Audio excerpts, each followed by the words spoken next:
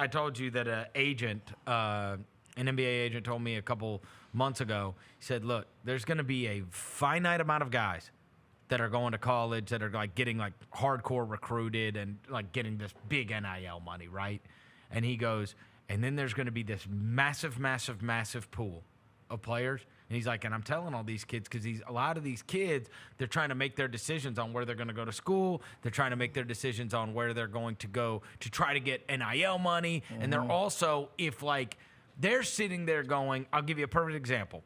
So there was a kid he told me about that wanted to go to a bigger school than what was wanting him. Okay. So he was saying there's a kid that's out there that he knew, and kid's like, I want to go to a Kansas, a North Carolina. I want to go to one of these, a Baylor, one of these like big schools where I can play at the highest level. I can play against the best competition. I can play for Final Fours, right? Like that's the dream, right? If you're a kid and you're growing up. And obviously they want to make the NIL money too. And they know that those are the schools that have the money to pay their players.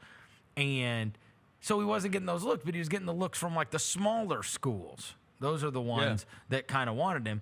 And so what this agent was telling me is what you're going to have is there's going to be a finite amount of guys that are getting this money and that are going to these schools and are being really recruited. And the rest of them, they're all going to have to go to smaller schools and prove themselves.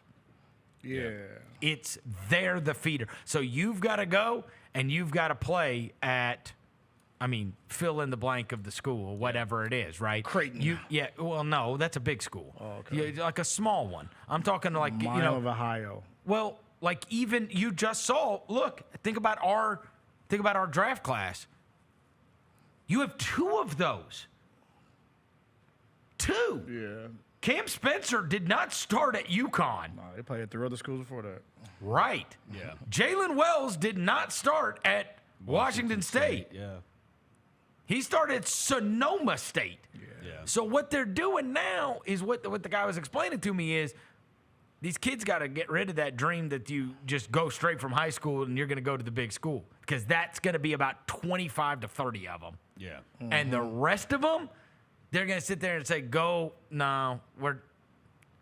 that's not who we're not recruiting you. Because even if you're recruiting, right? You're not good enough. You're only going to be every year anyway. So if we're going to spend our time, energy, and money, we're going to find a kid that's already proven he's good in college. Because what's going to happen, it's happened with Penny, but it would happen, say, a school like Kansas. Say you're the number 62 recruit in the country, and you say, all right, I am going to go to Kansas. They offered me a scholarship. You go to Kansas.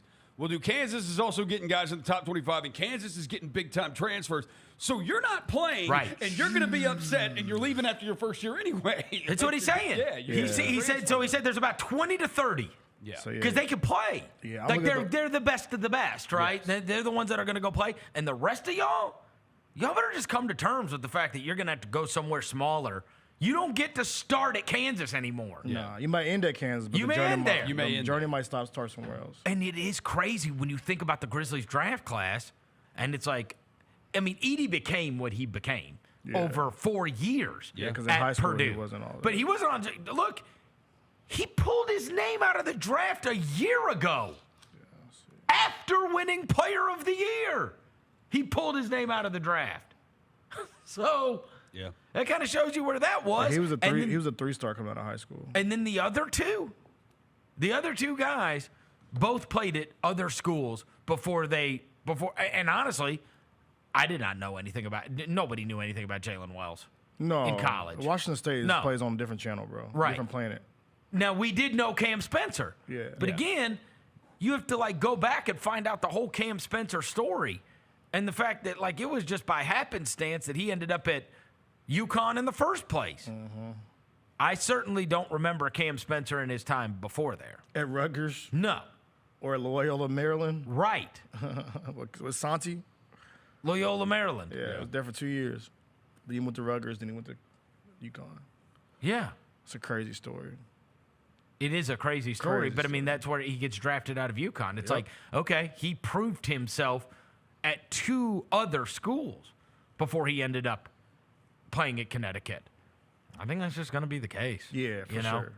For sure. And then good luck if you're under 6'5". Because there ain't nobody on this whole draft board in the first round that's under 6.